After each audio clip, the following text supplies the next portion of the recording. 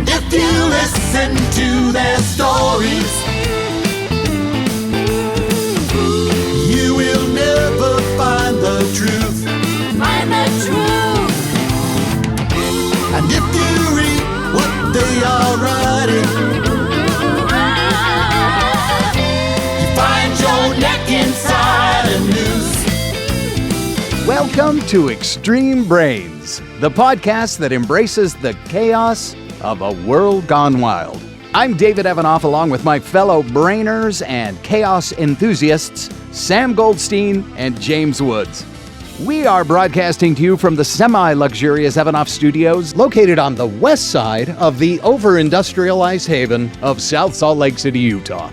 South Salt Lake City, Utah, the only place you can be south and west at the same time. Each week we'll dive headfirst into the absurdities of modern life, sharing sharp critiques, unfiltered humor, and just the right amount of existential dread. Our tagline, 3 voices, 1 mic, in a world gone wild. Welcome back, Brainers. We missed you. Thanks for being here with us. Today we're talking about good brains getting hurt. When good brains get hurt. I've always been worried about hurting my brain. Sam, help me out here. What's going on? How do I prevent it? How do I help it? Tell me about good brains getting hurt. Well, first let me introduce our guest. We have a guest with us. We got a special day. That's Guest brainer, guest first, brainer. The guest brainer. Brainers are people who participate in the Brainer and listen to the Extreme Brains podcast. But we have a guest with us today, a man who devotes his career to helping other people understand how brain injuries dramatically alter people's lives. So guess what he does? Surgeon. Boxer. No. Patient advocate? No. What does he do? What do you do, Darren? Trial lawyer. He's Plaintiff a lawyer. personal injury trial lawyer. That's what He's a lawyer who's worked his way up. Now he doesn't chase ambulances anymore. He has a limo pick him up, take him to the hospital. It's easier that way. He doesn't have to chase the ambulance anymore. He is an exceptional person, a wonderful attorney whom I've had the pleasure of working with and working against on multiple cases. And we're going to get into that. We've got 3 sections in the podcast today. What are brain injuries? Why don't you want to have a brain injury? And of course, our last section is, are dogs better off than people if they have brain injuries? We always talk about dogs, Darren. The last section is always about dogs. But let me first ask you guys a little puzzle here, okay? Supposing you had a 3.5-pound, very fragile, very important, very valuable, delicate object, and you needed to protect it. Right? But let's go back 1 million years. We'll get into our hot tub time machine. We'll go back 1 million years, and we'll think about protecting it, because we're going to design the protection based on the most likely risk. Right? You know, they don't put the airbags in the ceiling because they're not going to protect you as much. They put them in the front of the car, right? Or on the sides, or wherever you might get hurt. So it's 1 million years ago. And you might have a brain injury. What might be some sources of a brain injury 1 million years ago? What do you think? Tripping on a rock. So falling down. Yeah, falling down. Hitting your head, right? So it's acceleration, deceleration, but not very far. You're falling just a few feet, hit your head. Okay, what else? Getting hit by somebody. Getting hit because, as we've discussed in previous shows, there were no police, there were no sheriffs, there was no law. If you had something I wanted and you wouldn't share it, I hit you over the head and I took it. Captain Caveman. Which is our aggressive nature. How about falling off a cliff? So when you hit 200 feet, you're falling about 80 miles an hour. Do you think that our ancestors 1 million years ago fell off cliffs very often? Yes.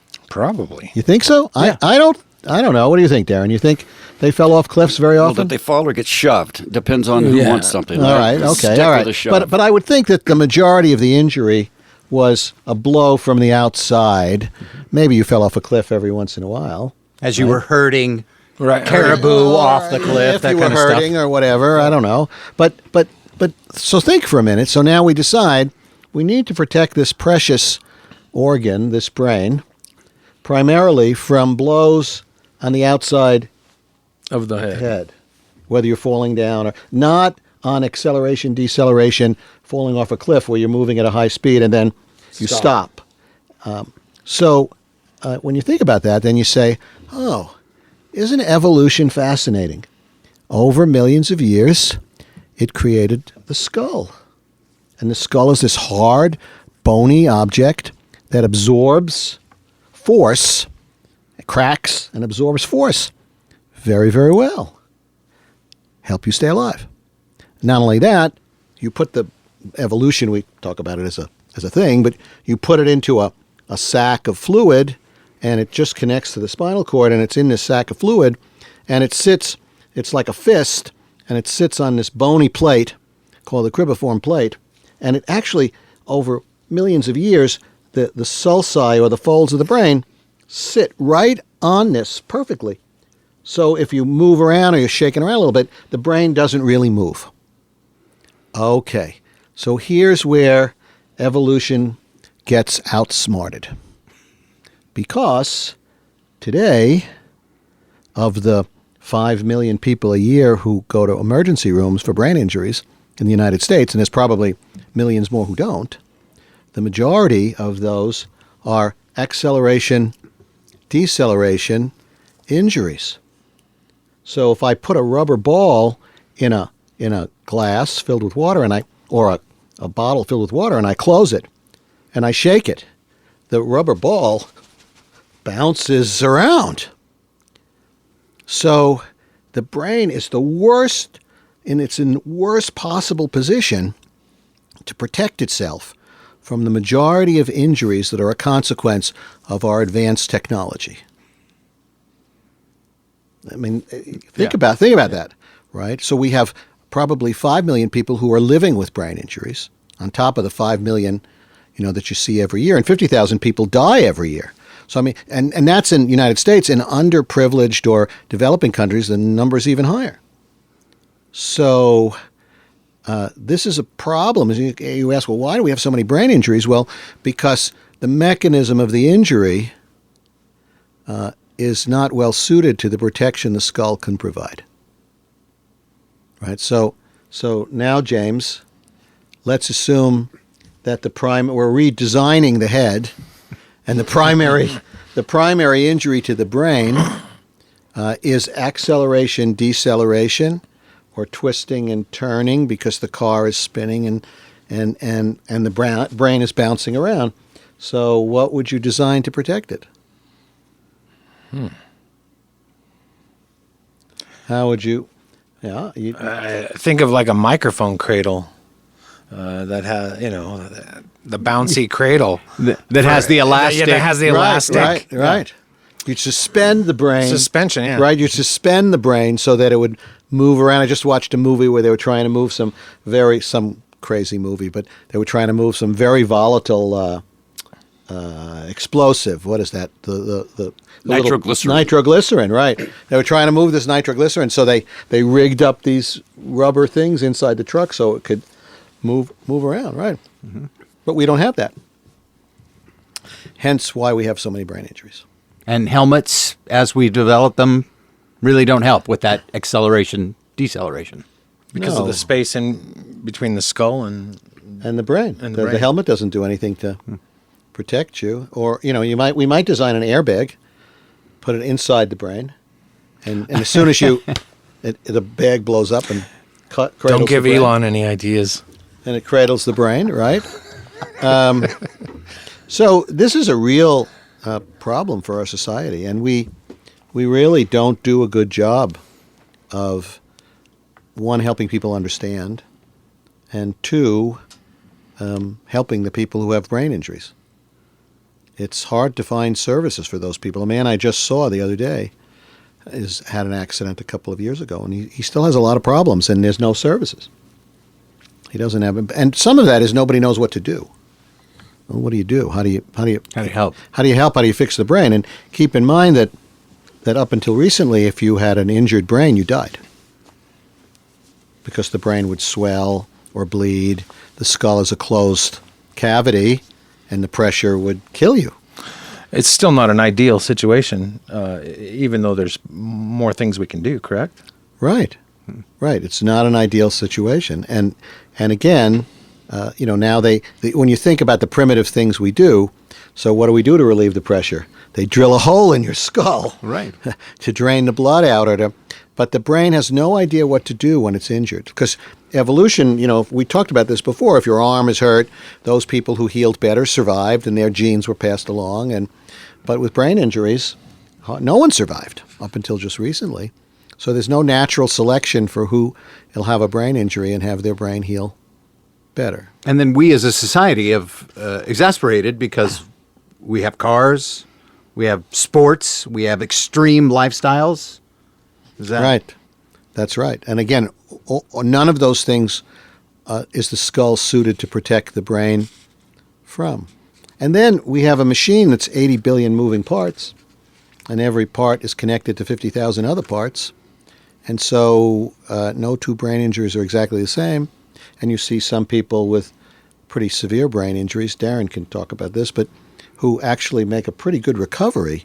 They've been in a coma for weeks, and then they seem to do pretty well. Wow. And others who have a mild brain injury who have a lot more trouble. We talked about this on an earlier show, that my theory is that the brain releases these proteins to try and protect itself. And people who have more severe brain injuries, they're immobilized, sometimes put in a coma. They're not expected to do anything, and the brain can rest. And a mild concussion, you go right back in the game, and now you're using your brain. And what we know from imaging studies is that you might have a brain injury, and I give you a memory test, and you seem to do okay. But if I put you in a scanner and look at how hard your brain is working by how much sugar or how much glucose it's using, your brain's working 3 times as hard, which is why people with brain injuries always report being tired. Oh. Right? Yeah, I don't know when I jump in here, but this is a good step off for me, I think. So I've been practicing law 26 years now, and I became a trial lawyer because I wanted to become a trial lawyer. I enjoy the process and the tactics, and I represent consumers. I don't represent large insurance companies or corporations.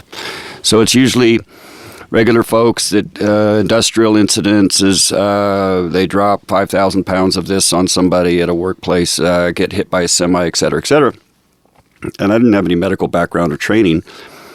And so for me, as a young trial lawyer, I had these people come in, and broken bones were easy to spot. I had a surgery, and you have to develop a pretty decent working layperson understanding of anatomy and broken bones and the different surgeries. And after decades, you see the same types of injuries, necks, backs, shoulders. Brain injuries were a different duck, and people walk in and they report a tremendous amount of symptoms, and at the same time, they look fine, and that's the big problem. The big problem is they report, well, I can't go back to my job. They get accused of malingering. They got emotional problems, word-finding problems, and so it was a wild education for me as a young trial lawyer because I didn't know about the world of neuropsychology or brain injury. And I got a crash course, and that's how I met Dr. Goldstein, interestingly enough. I was a young lawyer, and he was hired. He does work for both sides, plaintiff and defense, meeting people that are making claims and people that are defending claims. And I'll say this about Dr. Goldstein. He calls balls and strikes as he sees them. And so for anybody that says, oh, he's in somebody's pocket, that's nonsense. He's called me before and said, I don't think that there's much here, and vice versa. So I met him, and I didn't understand this neuropsychological evaluation and the testing used as a diagnostic tool, and it was quite illuminating. And over the years, maybe it's a good time now to talk about, there's one incident about 4 years ago. I went to trial on a case. He was a minor, so I can't say his name. He's still a minor, so let's just call him John.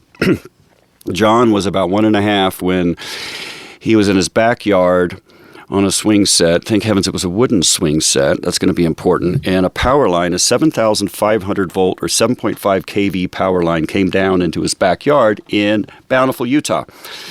And how did the power line come down? Well, that was my job as a trial lawyer. I made the case that there was a tree trimming company when you work around high power lines, there's special rules. You have to have a certified arborist. There's a special cut and procedure. It's very surgical. I didn't know that.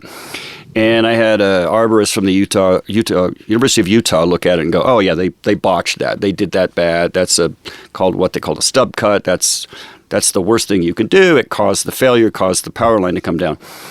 So he was 1.5 when it happened, right? And 7.5 kV, 7,500 volts, arced into him. It laid next to him, and the photograph showed black score marks in the green grass. And it would jump. This is a 1.5-year-old child and arc into him. Whop, whop, whop. And it would hit him here and then there. And this poor child was screaming, and his aunt's coming to try to rescue him. And it's incredibly dangerous. Didn't electricity go in his ear? Yes. And came out his leg? Yes. His left ear looked like, have you ever seen a hot dog gets forgotten on a grill outside? That's what his left ear looked like. It was charred black. And they life flight him, and they tell the parents he's got a 50-50 shot of living. You know, it cooks all the water off of you. He wound up living, of course. That's thankfully. But he was left with tremendous injuries, right? The scars were easy to see, but the family came to me when he was 8. We got to trial when it was 10. The defense was, up yours with a rubber hose. We don't owe you anything. It's not our fault. And let me just intersect here that in Utah, what we call the statute of limitations for children doesn't start until you're 18. In some states, you have to file the case and try it within 3 years or 5 years. Utah waits, which is why it's awesome. Hence the gap. Hence the gap. These people were able to wait. Now, the other thing, That's a long wait. the other thing that I'll throw in here, and then you can keep going. I want to tell them about the family, but that's where I'm going. But electricity. Again, we've talked about what I do in my clinic. Not everybody's in litigation. Maybe I see one case a week or so, but I've seen a lot. But electricity as a cause, we've been talking about brain injuries. So we were talking about blows to the head. We were talking about acceleration, deceleration, which is another way, kind of a brain injury. We could talk about illness like a cancer attacking the brain. But here, we're talking about some alien substance, toxin. I've seen people who've inhaled ethylene glycol, and it's gone into their brain. And here, this electricity runs through his body. You have to understand the body runs on electricity. We've talked about this before. You get the brain working. If you could figure out how to wire it up, it could light a 25-watt light bulb. It's a lot of electricity. So injuries to the brain that are caused by electrical damage, and this kid was very lucky because I think he was still developing and there's some plasticity of the brain. But the adults that I see, it's all bets are off how it's going to affect them. And it throws off all of their brainstem kinds of activities, cold, hot, taste, smell. I've seen that. Yeah, everything is. Yeah. Okay. So the cause here, we've been talking about brain injury as in a acceleration, deceleration, or this is different. This is electricity going through your body. And I was thinking, he should have been dead in light of how much electricity went through his body. It's mind-boggling. Yeah, and at the extreme, it's so powerful that I've seen people, it just blows their arms and legs off. Yeah. So in his case, the family reported, they came to me when he was 8, that he struggled in school and so on and so forth. And so my job as a trial lawyer is to prove the case that it's sort of their fault. Okay, and you put that case together. And then the other case are damages. People think we go to trial and just make it up and ask for money. It's not how it works. We have to draw a line to and from every component of their damages, and we have to have somebody that speaks to it. So neuropsychologists are the prime source of testimony in these cases, and no one's better than Dr. Goldstein, in my view. And I met him when he was opposing me, and he was a tough booger. There was no crack in that egg. So Weird. So if you can't beat him, join him. And so I had him look at this case and back up and understand this was a weird one. His mother and father both had PhDs. His paternal and maternal grandparents both, PhD, the smartest family I've ever seen. No. MD, some of them, yeah. It was a PhD, but the other 3 were MDs. And beyond, right. Wow. They were MDs. So and they had another child who was in gifted education, right? I will say this child made a miraculous recovery, that if you interacted with him, you wouldn't know, right? He was left with some learning disabilities and and attention deficit, hyperactivity. When you damage the brain almost anywhere, you get this poor self-discipline. So it wasn't as if his IQ was 12. His IQ was in the low average to average range, but he was way behind in school. Struggling. And he'd been treated with Ritalin. So he didn't look that bad, right? It wasn't as if he's wheeled in on a wheelchair and he's a quadriplegic. So again, there's a vast black hole between what we know scientifically and what insurance companies want to believe. Sure. And so we know about that mild head injuries, everybody's affected. And a year later, maybe 20% are still affected. And maybe 2 years out, there's 10% who develop persistent post-concussion, don't get better. We don't know why. But from the insurance company's perspective, if 90% get better, then the other 10% must be malingering.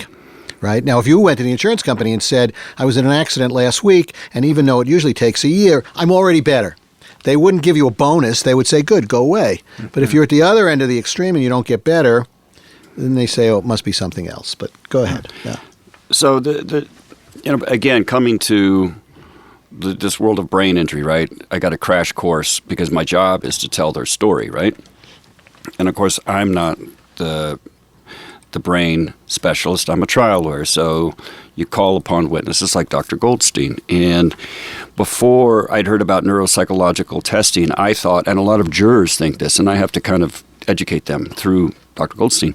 I thought, you sit on a couch and you talk about how mama didn't love you, or, you didn't get, what you wanted for Christmas when you were 6 or whatever, mommy, daddy issues. No. It's wild. It's and Dr. Goldstein can explain the exams themselves, but they're standardized, nationwide, worldwide, and they're long, and they shake out, just like an X-ray or an MRI, through the process of this very long examination. A standardized neuropsychological evaluation will shake out all sorts of issues. And with this child, John, as we will call him, he performed, in the 99th percentile in so many categories, and there's like, Dr. Goldstein again can tell you, there's a bazillion little categories. They just break it down into niche categories, your ability, the speed with which your mind can function, et cetera, et cetera. And then he can extrapolate and tell you how that plays out later in life.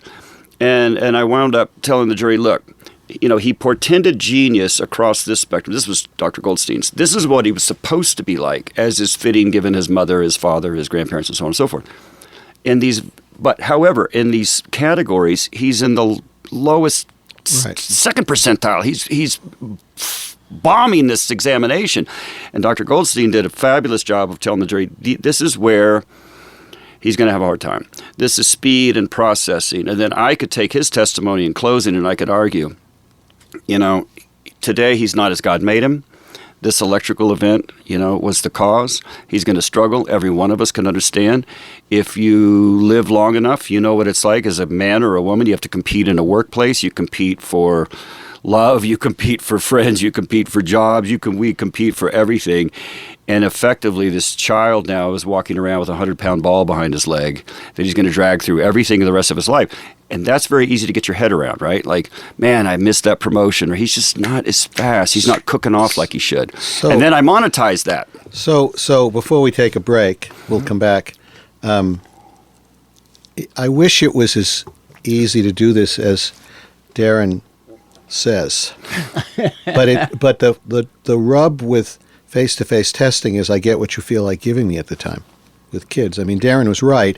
This boy had a couple of scores that I think told us what his brain was like or would have been like had he developed normally. Now I'm going out on a limb. I go out further and further on a limb. How much am I supported by science to say certain things, right? Mm-hmm. And I argued that those couple of strengths that he had, despite these weaknesses and his learning problems and his ADHD, which no ADHD in the family, so it's not genetic, it's from the trauma. I argued that, and when you look at his parents and his sibling and the grandparents, that acorn, if that's how it fell a long way from the tree. And when we come back, Darren can tell more, and I'll tell you there was an expert on the other side who said, no, it's possible that that acorn could have fallen so far from the tree. And he was 1.5, right? So there wasn't a lot of Right, you don't have any data. school, right. That's- But now he's 8. That's You know, the now point he's they 8. made. Yeah. How can we know? He was 1.5 when this event occurred. Let me also say that the 2 lawyers who were defending it were not very good. So I'll throw that in. They're nice people, but they really missed the boat. You got to give me some credit here. No, not you. I No, know, I'm teasing. The 2 lawyers that were on the other side. Right. Yeah, no. I'm not saying you didn't put a good case on. I'm just pointing out that when you tell, we should stop for a break, but when you tell a jury, I'm going to bring an expert who's going to tell you that Dr. Goldstein is wrong, his interpretations are wrong, and his opinions are wrong, and then you don't bring that expert, you don't look very smart. Yeah, that didn't go well for them. No, didn't go well for them at all. And it didn't go well on the appeal in the Denver courts because the 3-judge panel, they appealed that I unduly influenced all the other experts and witnesses that he had brain injury. So they appealed it, and it didn't go very well for them because the appellate court wrote a full page on how qualified I was to testify about brain injury. That didn't go well for them either. Which Yeah, I it keep, didn't go which well I for now them. keep. And you have to understand, between the time that the verdict comes in and they appeal and they hear the outcome of the appeal, they pay interest on the settlement. Whoa. And Darren can tell you about the settlement when we come back. All right. Let's take a little break. We'll be right back. Thanks, Brainers, for being here. Tune right back in. Can you hear me on the line? Can you hear stuck in limbo, losing track of time? Out-of-tone blues echo in my mind. Disconnected love so hard to find.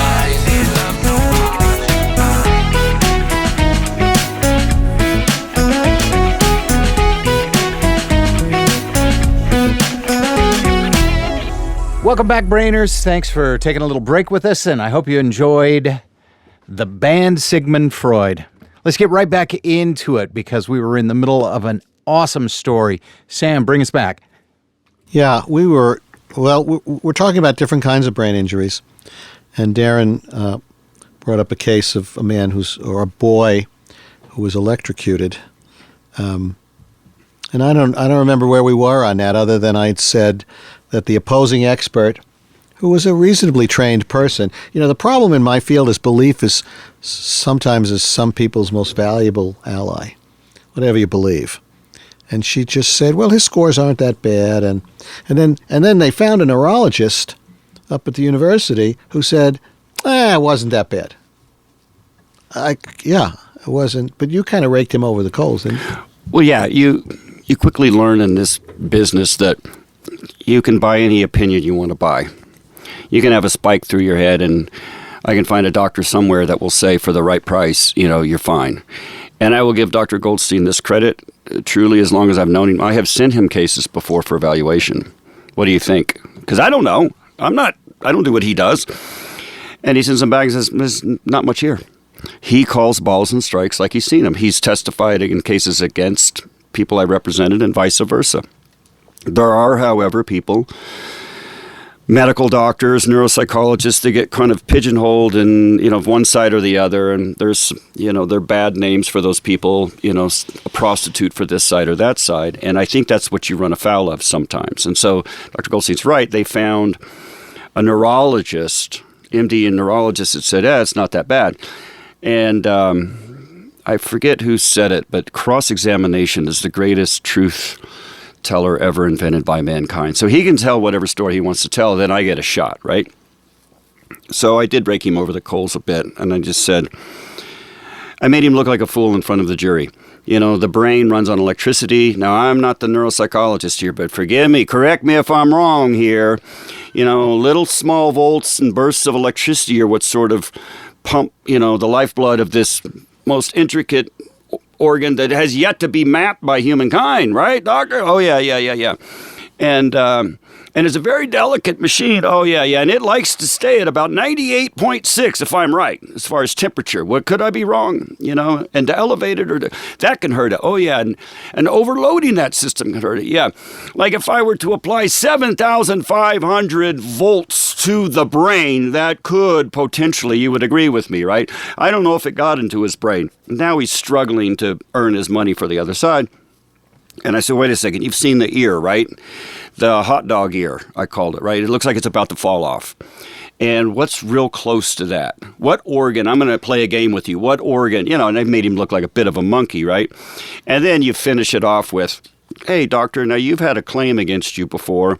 Yes, and isn't it true that the law firm that's representing, you know, the defendant in this case is the same law firm that's representing you currently in a malpractice action? You're kind of buddies with them and blah, blah. Wow. And then it all goes Good. up in smoke, right? Wow. It's just like, so let me get this straight. You know, you are a truth finder, truth seeker. You're not persuaded by anything, no dollar amount. You, sir, can't be bought, right? How dare you, good sir, accuse me.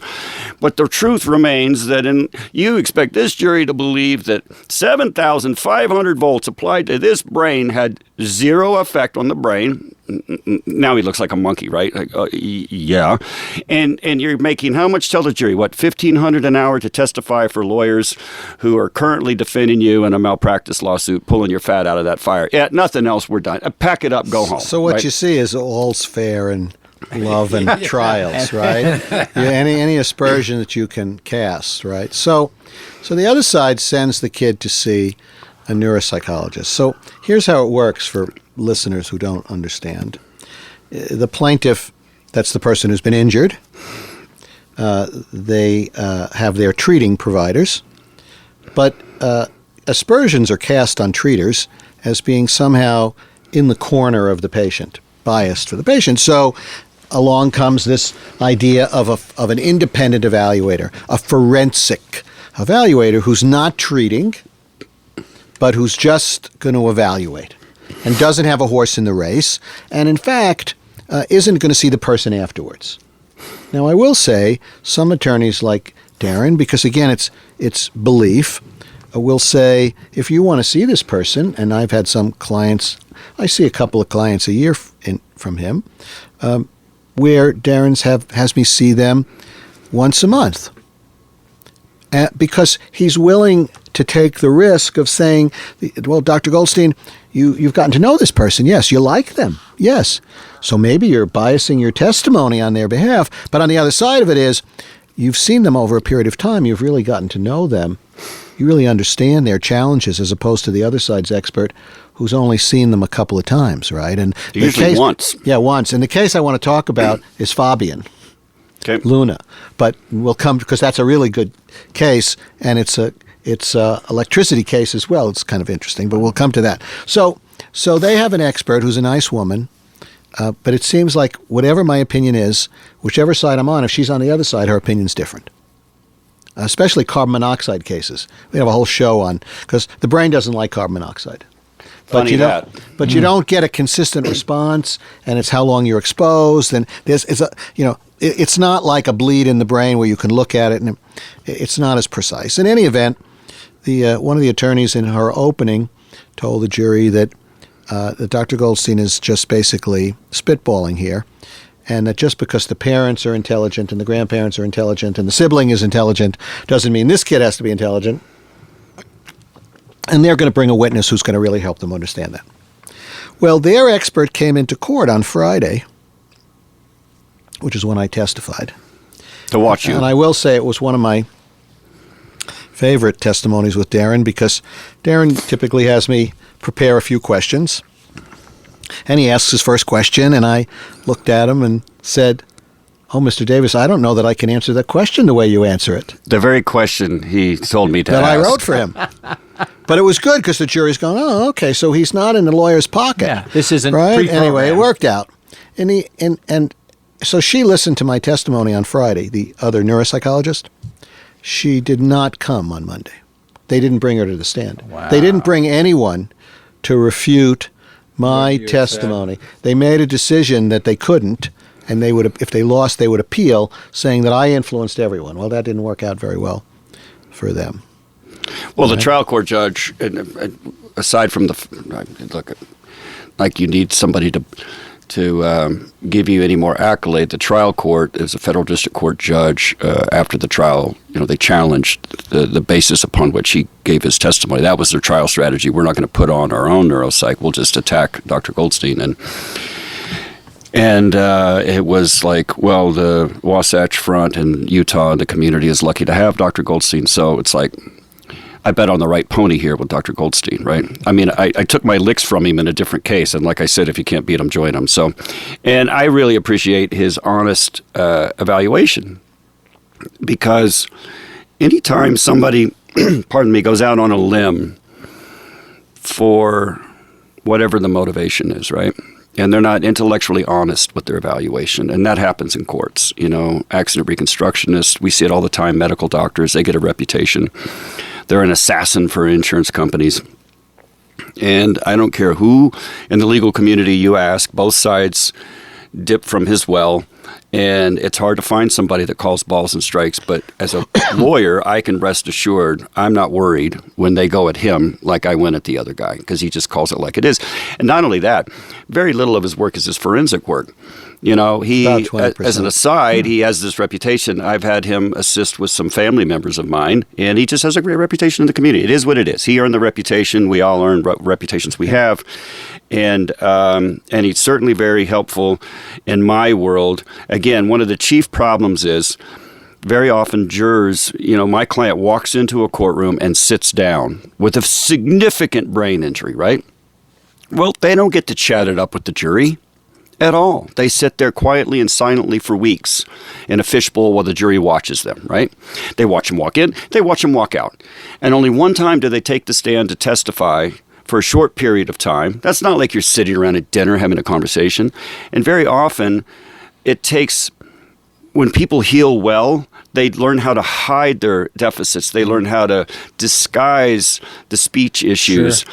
And so, because they're embarrassed. I've had clients that are embarrassed at how they speak, embarrassed how they think, so they hide it. They don't talk that much. And that's a problem when I'm trying to tell a jury, listen, they have a significant interruption in their life as a consequence of this brain injury.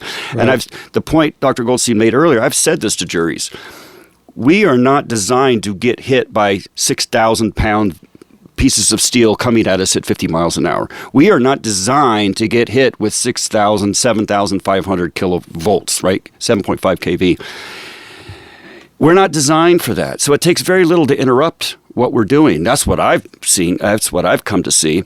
And it's easy when someone is so debilitated that they one leg and one eye. Right. They're sitting there kind of like not your ideal client. Right. So, but I've seen those cases. The harder one is like Dr. Goldstein helped me with a young girl, 23. She was hit by a semi, all on video here in Utah at the intersection. And you go to the Maverick video, and they've got the CCTV, so we capture this video. This semi truck has a 105,000-pound load. 105,000 pounds. He blows the red light on camera at around 50 miles an hour, never touches the brakes, T-bones her right in her door. And the car blows up. You see the car blowing up, and it's amazing that she survived. But let me just jump in here. Comb it for 3 months. Yeah, right. And so I'll tell you about that, but then I have something else. But so she comes in to see me about 4 or 5 months later, and there's 4 defendants in the case: the truck, the contractor, whatever the case may be. And she was a dental hygienist. She was engaged, and she made a very good recovery in terms of her superficial social. She could hide it for a minute. Yeah, within a few months, right? But when I interacted with her, it was clear that she didn't know what was going on. I mean, and it was really sad because. Well, I sent her back. I said, let's go back and see if you can be a dental hygienist again, so I have some ammunition about, I don't think you're ever going to work again. And she couldn't remember how to do anything. But I want to just come back to 2 things Darren said. One, the extent experts will go, right? Mm-hmm. So you guys know I testified in the famous Gwyneth Paltrow case, the ski case, right? Ski case. This woman skied into him. There was a witness who the trial took a long time to go. They didn't go to trial because of COVID, and by the time they did, the other side was very good at making this witness appear like he was biased, even though this witness was just a witness who was standing there and watched what happened. But she hired a reconstruction expert, and for thousands and thousands of dollars, he created a video that looks real that shows this guy skiing into her. Interesting. And even though the attorney who represented the man who got hit protested, the judge still allowed the jury to see, I don't know what the rationale was, to see that it was a hypothetical, but it looks so real. And the other thing about bringing your client to the witness stand, because it doesn't always happen, the man who she skied into was a retired optometrist, very successful, very healthy, and his brain injury was prefrontal cortex. And when you have a prefrontal cortex injury, because she skied into him and then he hit his head going down, you don't lose intellect, you lose emotional regulation. And you develop a very low emotional threshold and a high intensity of reaction. You basically become a son of a bitch that nobody wants to be around. And within a few months after this, his live-in girlfriend, the guy was 70, but you wouldn't know it from interacting with him, his live-in girlfriend of 3 years said, I can't live here anymore.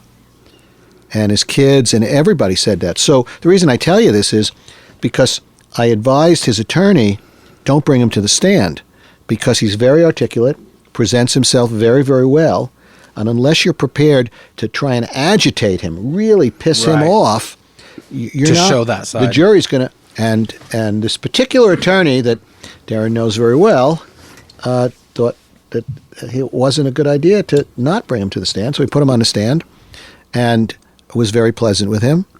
And the opposing defense counsel was smart enough to have listened to my testimony about his problems, and they were very nice with him.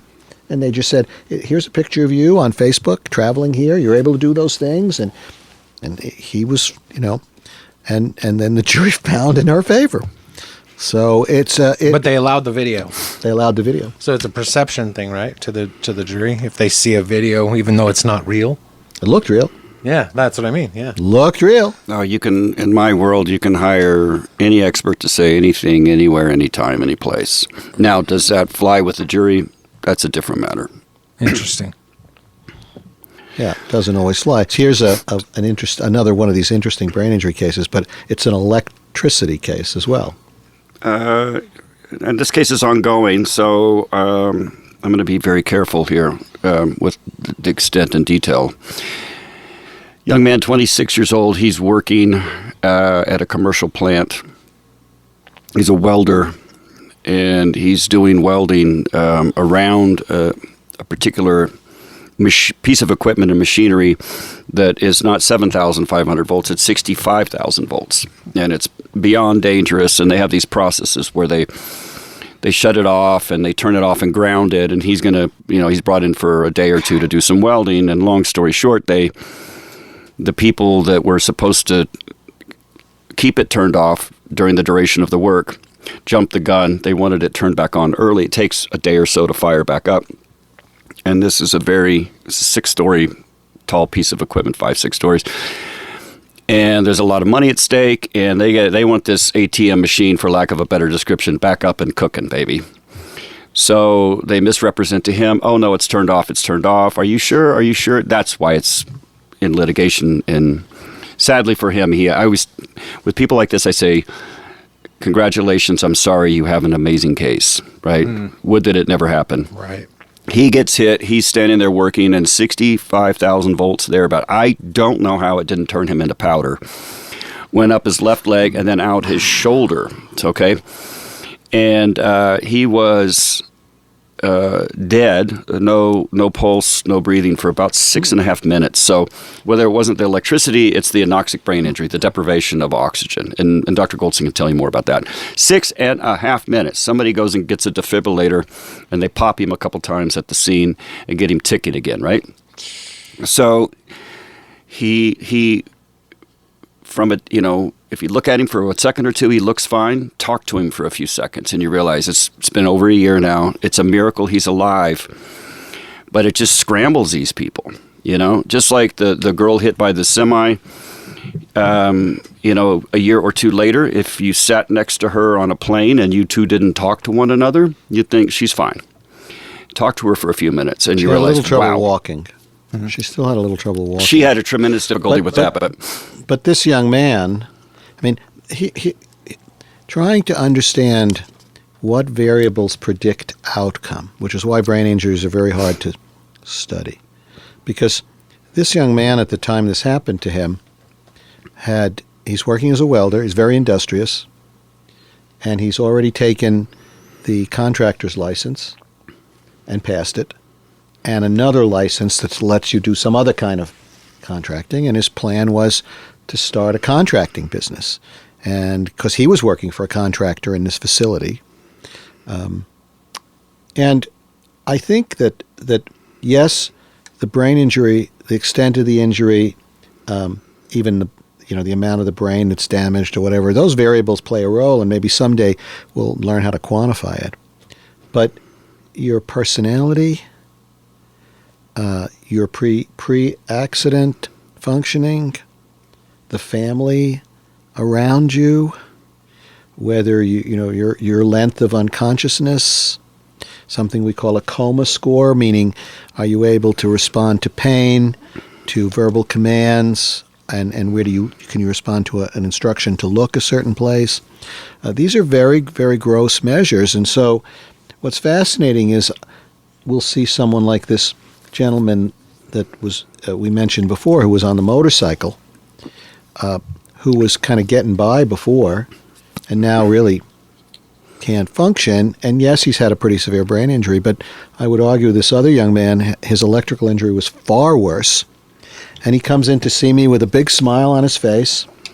And I think he had a very calm personality before, so although he gets irritated at his girlfriend, I had her come in and we talked about it, because divorces in brain injury are about 50%. About 50% after one partner's had a brain injury, there's a divorce. So I try and help them understand they're not doing it on purpose, and we try and work it out. But he has started using his contractor's license, and he's hired a couple of guys to work for him, and he goes out and he tries to bid a job, whether it's remodeling a kitchen or whatever. And the other day together we made him some business cards. I'm going to see him next week. We made him some business cards. That's his personality. So in the end, sometimes your pre-existing personality is the best predictor of sort of how you cope, because he's not going back to any of the things he was doing before that he thought would be his career. And he isn't going to go back to doing any of those things. And so there's such a difference between people that every case is different. In every case, you try and understand what variables predict. So yesterday and today, I'm evaluating a man who went into the hospital for some physical, it's not Darren's case, but for some physical surgery, and they botch it, and it happens sometimes, and he developed sepsis.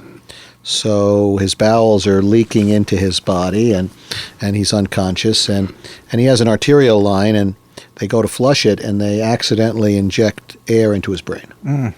Oh my word! Which isn't good. It's the young man the lawyer you really like, that you refer to. Yeah, it's his case. I talked to him this morning, and this guy has been on disability and Social Security. He's 62.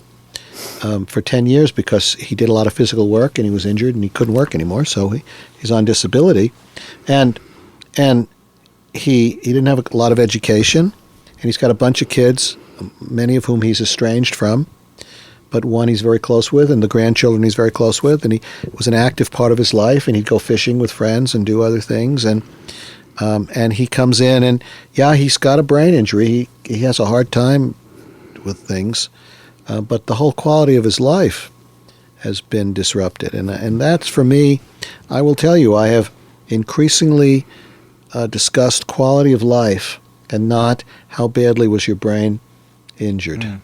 And, because the other neuropsychologists, Sam, it wasn't that bad a brain injury. Look at the medical records. He wasn't unconscious in there. And the hospital records didn't show he was that disoriented. And, but now he's not working, and he has no source of income. I would say it's had a pretty significant. What's significant? The outcome of the injury, or the injury itself, in trying to determine what the case is worth, right?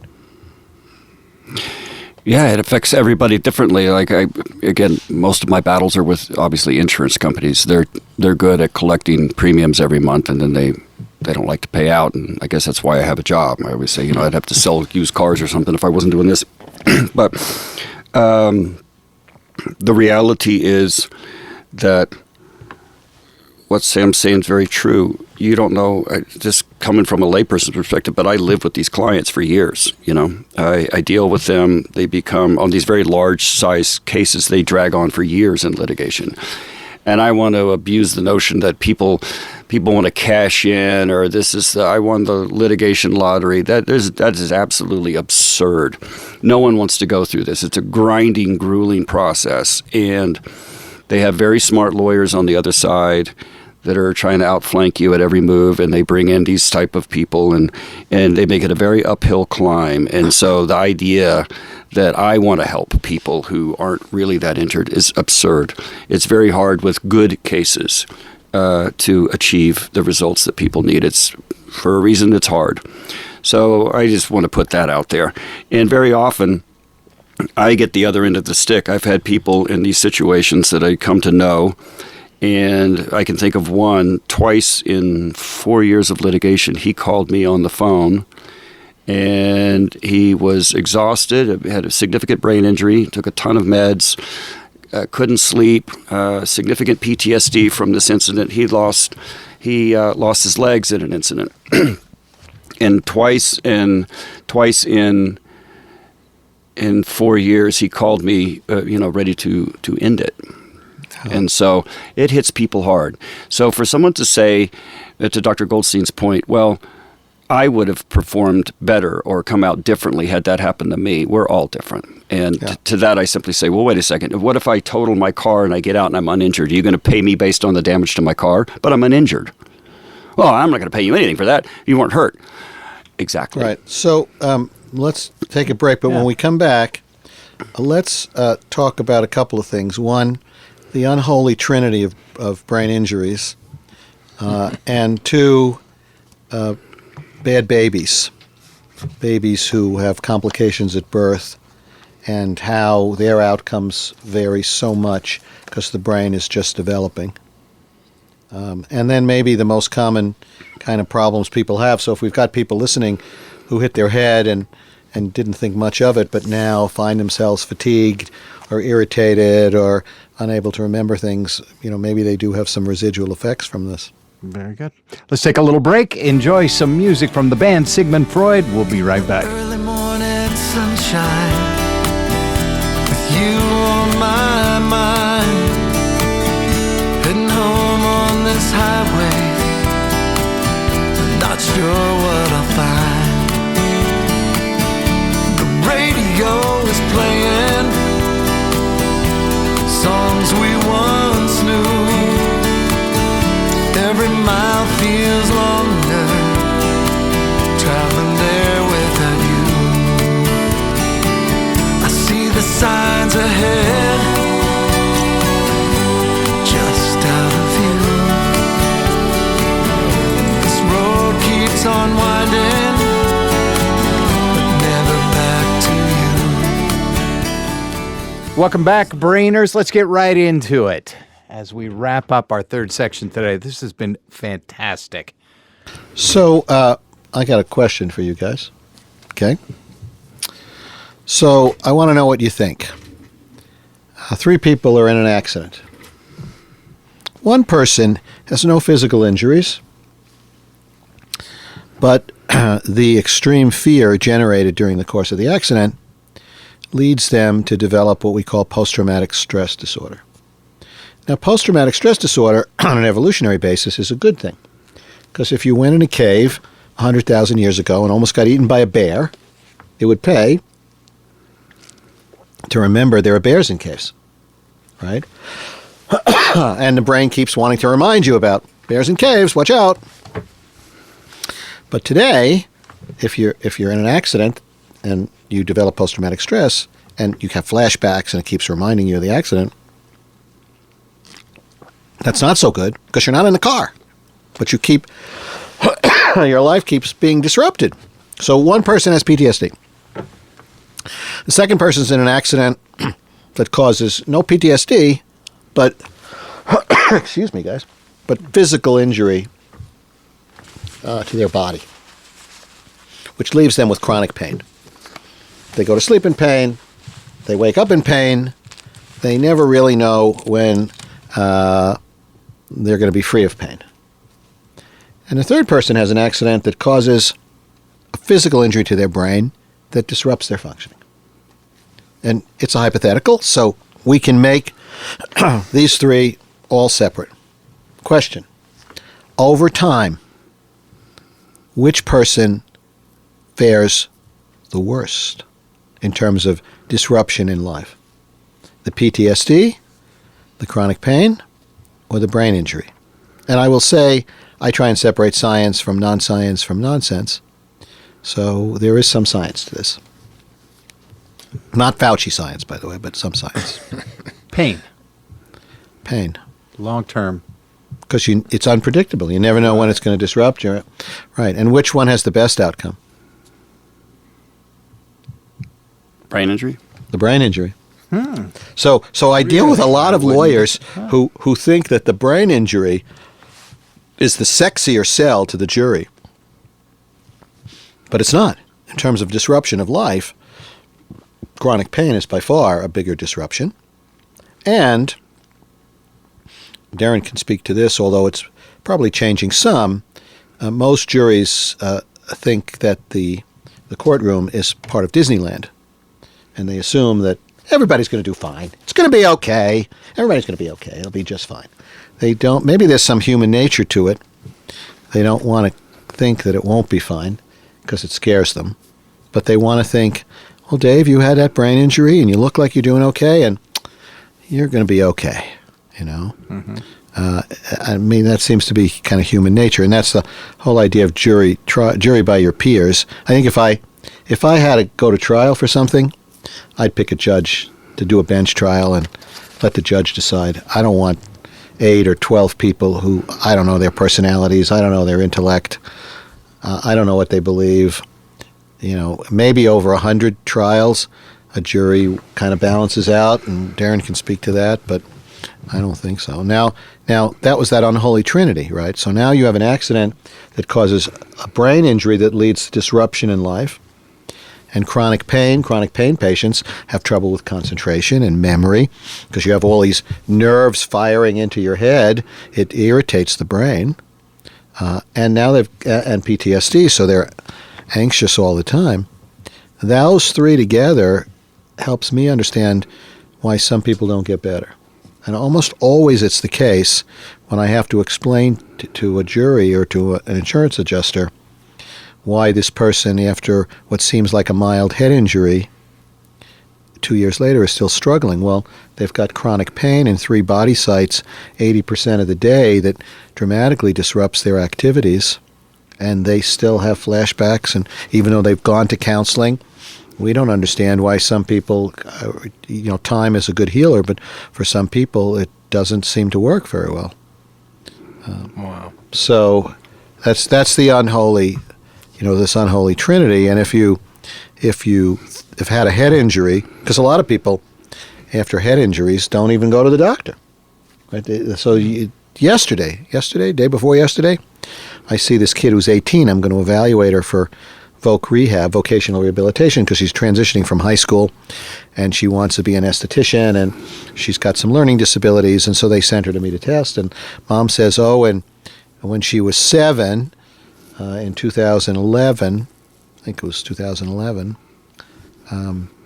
she fell off a swing on a concrete pad and was unconscious for a while. Wow. And vomited, and they never went to the doctor.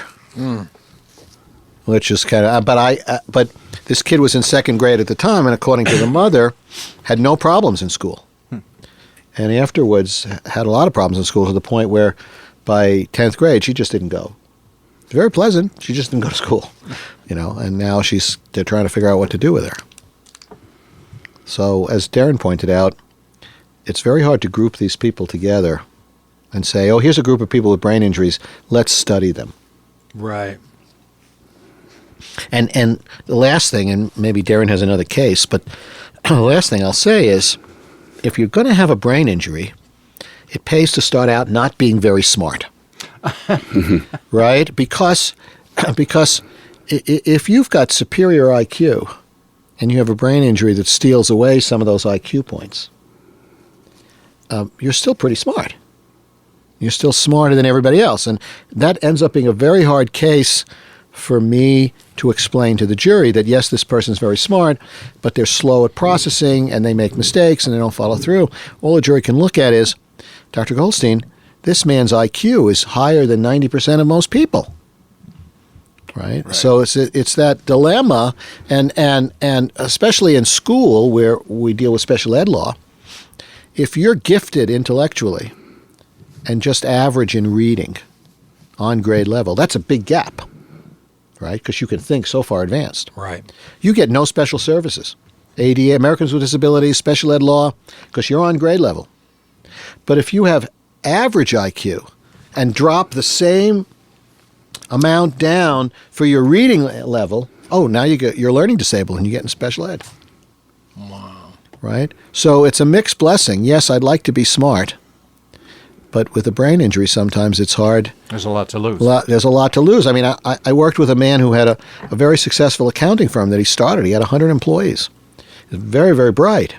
And he's in an accident, and he's still pretty smart, but he has processing speed and fatigue problems. You know, if you're out there thinking maybe is this me, the long-term kind of effects are lack of efficiency. You know what to do, but you don't do what you know in a consistent way. You're slower, you fatigue, you're more irritable, your efficiency is decreased. That's the long-term impact of, I think, of most brain injuries. And we had a heck of a time convincing the jury that this man had really lost something, even though his manager said, we used to sit around a table and he would ask everybody what they're doing and keep it in his head and now he can't remember what we talked about the day before. But his IQ was still 130, right? So, yeah. And we all want our kids to be good looking and smart, but maybe if you have a head injury, it pays to not be so smart.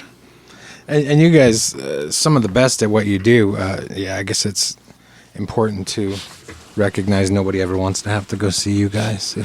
No. Even though you guys are very good. But I read, I think, a statistic from, I think it was the CDC, saying that 50% of TBIs end up with further decline in life or even death within 5 years. Is that accurate? Well, it depends on the severity of the brain injury. So a concussion is a mild TBI. Anything more severe is not called a concussion. It's called a brain injury. Okay. If you have a bleed, that's not a concussion. We call that a brain injury. Now, the way I was trained, in the first 2 weeks after you have a closed head injury, meaning your head isn't broken and you have no bleeding, they just call that a closed head injury. If you have symptoms more than 2 weeks, they call it a concussion. Although now, in the emergency room, the doctor will call it a concussion, even though it was an hour ago that you hit your head. I don't know why. And if the concussion symptoms last more than 6 months, they call it post-concussive disorder. And if it lasts more than a year to a year and a half, which is about 15% of people, they call it persistent post-concussive disorder. And again, when you try and study those people, yes, some of them had vulnerabilities before and other stressors in their lives, but for the most part, you can't predict if you have 50 people who've just had a mild brain injury, a concussion, you can't predict who 2 years from now are going to still have symptoms. And those are the cases, when you talk about the cases that Darren sends me, some of them are much more severe. They're 7 or 8 figure cases, and he can spend the money on experts to build a foundation, even though he almost doesn't need those experts. He just has to show them the truck going through the intersection, blowing up this girl's car. Right? But it's the milder cases that don't get better that really cause the conundrum. And those are the people we end up seeing. And so it skews your perception, because if Darren has a client who has a concussion and some injuries, and 6 months out, they're saying, I think I'm really doing a whole lot better, and I think my head injury is clearing. And 12 months out, they say, I'm doing pretty well. He doesn't send them to me. He doesn't need me to document that because they don't have any impairment. He's trying to collect for their impairment. The ones he's going to send me, and I mean the more severe cases, and Darren's a different lawyer because he thinks differently. I deal with a lot of attorneys, and he thinks conceptually differently about the cases. He also never loses sight that these are people, right? So he tells you, you know what, they have my phone number. What attorney gives their clients their phone number? He does, right? So in that sense, he's different, but he conceptualizes it differently. So with this woman who was hit by the truck, he sends her to me or some of his other cases right out of the gate, as soon as they can function, because he knows they're going to have long-term problems, and he wants me to get in on the beginning and document it.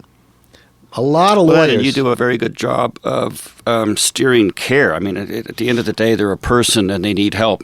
The case is one thing, but as you said, so many of these people fall through the cracks. There's nothing there to pick them up. Emergency rooms care that you're stabilized, you're not bleeding out, pack them up, send them home. End of story. And then people kind of stop there. All separate from the case. Right. Yeah. Right. And so a lot of lawyers will wait a year and a half, and then if the client is still complaining of cognitive difficulties, they'll send them to see me. And I've had some lawyers who, in the last minute, there's a rule. Tell me if I'm out of line here. There's a rule of thumb. If you're a plaintiff lawyer, you don't let the experts for the insurance company examine your client before your experts examine them. Isn't that a good rule? I can't imagine that not being the rule of thumb. Happens all the time. I get calls from attorneys. They saw the expert for the insurance company, and they say this person's malingering and this and that, and can you see them? Right? Believe it or not. Wow. So it's like anything else. The thing that's interesting about attorneys in this area, in where litigation, is they take a lien and they get paid at the end of the case if they prevail. So it's like going to the car lot and saying, I only have this much money, but I want the best car, and you can't get it. But here, if you're patient and smart, this boy who was the welder, his mother was a good advocate for him, and she talked to a lot of lawyers till she settled on Darren, right? So it's not all. There's so many variables. You talk about AI, right? So James and I had a luncheon. We saw you the other day at that club downtown. We should join that club, Darren. What's the name of that club? Edison House. Edison House. Yeah, I'm a member. Oh, well. You belong to Edison House? Yeah. Of course. Yeah, I love the place. We'll You've meet never you taken me there for lunch. So there's a free ad. There you go, Edison House. Yeah. Well, we'll have to go. Yeah. Well, anyway, we would love to piggyback we on met your with membership. this guru of AI who is, I want to digitize myself so that on my website people can ask me questions and I can interact with them in a closed system based on only my knowledge, not a Wikipedia, just on my knowledge they can ask, and I can. And he said it's definitely possible to do. James and I have been looking for someone who can do it. That's how you beat death 100 years from now. People are still asking you questions. And he's going to animate one of my. He's going to animate one of the children's books because he thinks he can animate the children's books. Oh, by the way, the new book Ellie, about the little girl with autism. I got books. I was going to bring you a book today, and I spaced it, but I'll send it to the house maybe. Sounds like we have an inn at Edison House. Sounds like, we have an inn at. Let's have our podcast there. We talked about it after we left. We're like, that place is fantastic. But I'll give you. But what this guy told us is he's been retained by a very prestigious large law firm, and they are creating an AI model in which they took 7,000 documents in a case and fed it into this system, and it can organize them, it can summarize them. It can put them together from a plaintiff's perspective, from a defendant's perspective. It can tell you where the gaps are in your case. I mean, maybe it's right, maybe it's wrong, but it can even tell you how a judge will respond to your motion. who knows if it's right or not. Well, certainly Right. going through, like you mentioned, 10,000 pages of data, that'd be nice to get a summary. I suppose, but it was like Easter egg hunting. I've never been wrong in 26 years. When people do things right, it goes right. When it goes bad, I always, it was just an incident or an accident. There are no such things as incidents or accidents. There are certain things that put into motion certain things, and then you get certain results and outcomes. And when people have these horrific things, you do a taproot analysis. It's effectively my job. I'm going back, finding out what the hell really happened. And invariably, I have a theory, junior VPs want to be senior VPs want to be CEOs, and so on and so forth. You know, the wife lives in this neighborhood, you want to go to the country club, she drives a Suburban, now she wants a Denali, now she wants a Range Rover, and no one gets moved up inside of companies or corporations because the safety record's good. Everybody moves up because the numbers are going the right direction. In 99.9% of the time, I catch these guys with a rat in the trap trying to get the cheese, and they blow through OSHA regs. Every safety belt, every airbag that's put in place over time because we're smart and we're humans and we figure things out.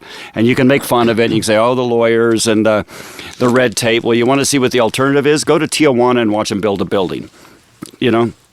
Watch their safety rules and procedures. So anytime someone blows a red light, you know, in the trucking case, it's just a guy. Then you find out he's been fired from 10 jobs and he doesn't even have a CDL. And that I always find that. And to digress, they probably would be still building the pyramids if they had an Egyptian OSHA. Probably. Can you imagine how many? I heard the other day how many thousands of workers died building the Panama Canal. Yeah. 50,000 people died or something crazy. We'd never put up with that today.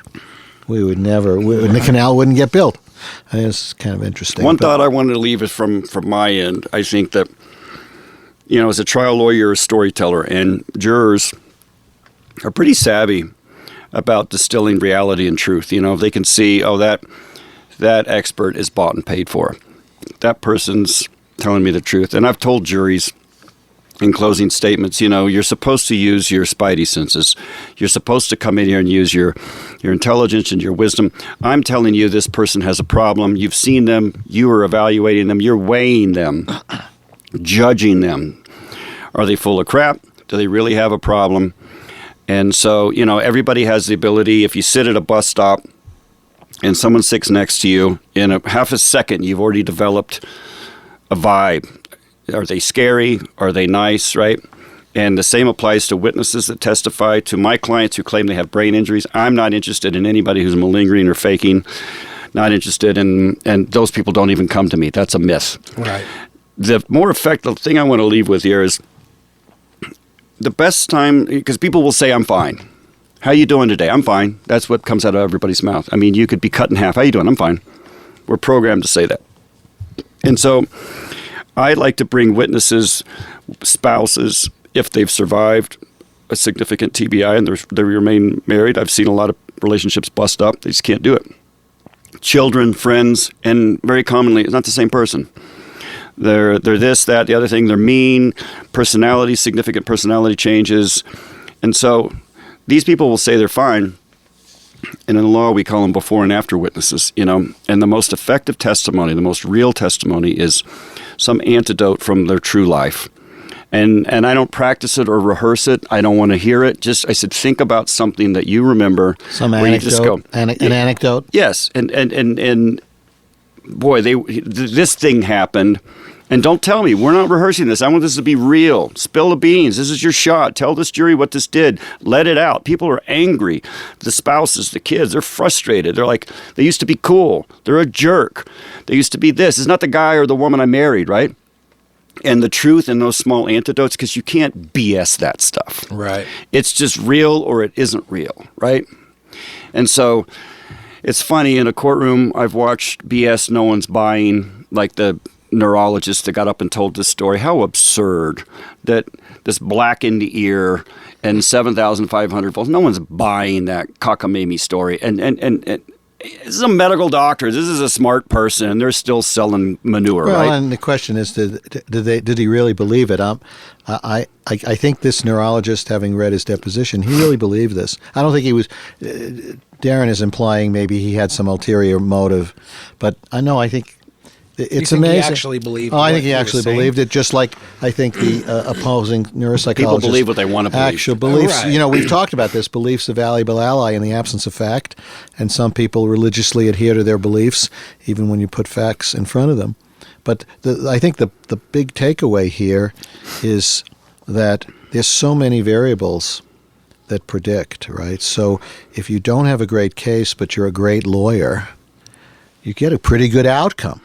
And I've seen good cases with attorneys who are not good, and it's very difficult for me to keep my mouth shut and not say to the patient, maybe you should find another lawyer, because I could see they don't understand and they don't. But look at how many variables come into play: your pre-existing personality, your family, your intellect, your life experiences, your beliefs, the nature of the injury, your pattern of recovery, whether whether you're a bus driver and you go back to driving a bus, or you're at a high level position where you have to quickly manage lots of data, and suddenly you could drive the bus but you can't manage the data. I just think it's the litigious system is very interesting in an effort. You understand that the reason that you can have any lawyer you want, because they all take a chunk, as it were, is supposedly to make things equal. But it's not equal, because some lawyers are not going to represent people as well as other attorneys. So from my view, it isn't really that equal, and it's a dilemma that's not this issue of brain injuries and the litigation of brain injuries is one thing, but brain injuries and people's lives and what happens to them over time is another. Defense attorneys often like to say, well, once the case is over, this person will stop complaining. Well, I follow a lot of people after the cases are over. They're still complaining. That's not the case. This idea that everybody's malingering.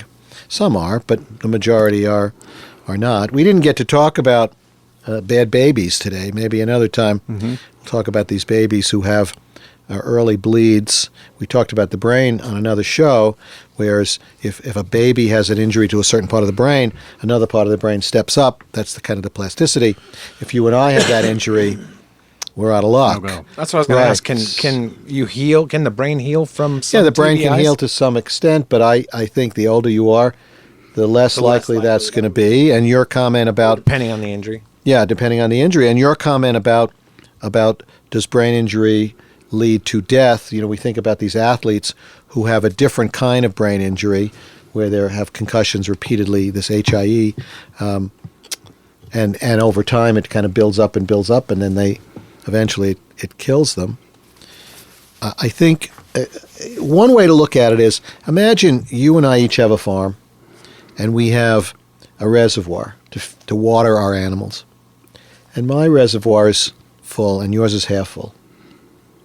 When a drought comes, you run out of water before me.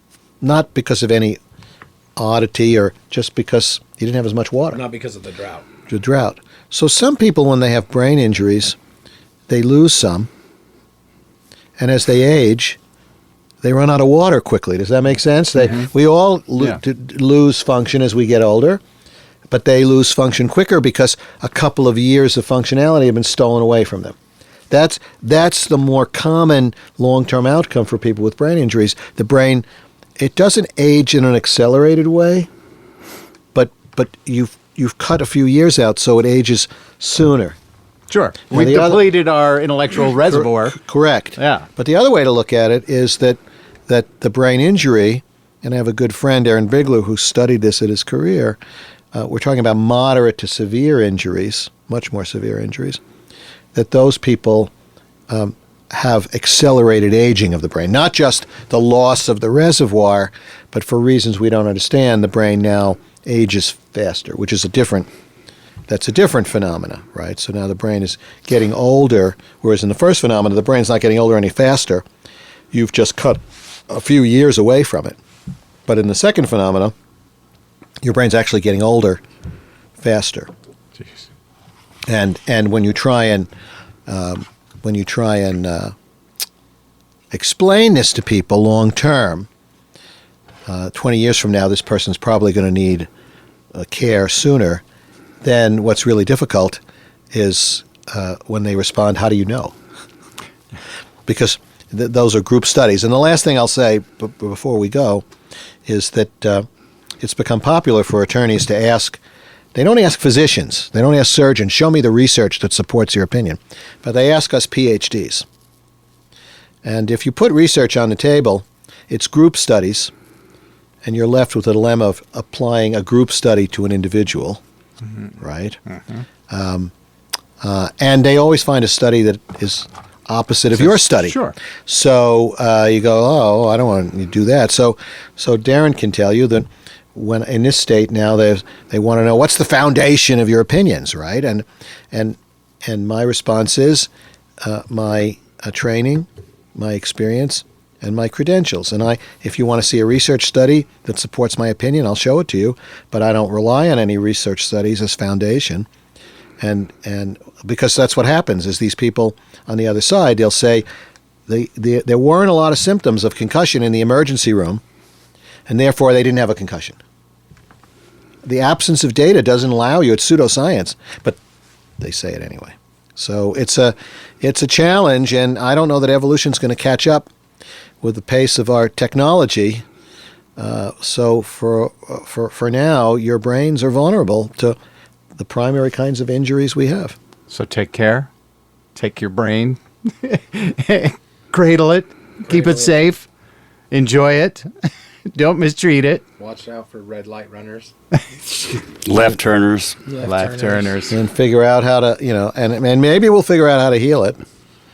But for now, it doesn't know how to heal it. It's interesting when you have a damage to the brain, it releases a protein that kind of is a backfire to surround it, so it doesn't spread. Is that the only time that protein is Yeah, released? yeah. Interesting. Wow. Yeah, and now they have a test coming out where they can find that protein in the blood.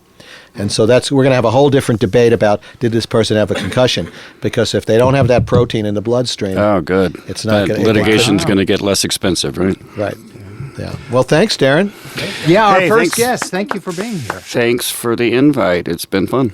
I do know one way you can make your brain happier, and that's listen to the band Sigmund Freud. New album's out. It's out. It's if it isn't available on your favorite streaming devices, it will be any day.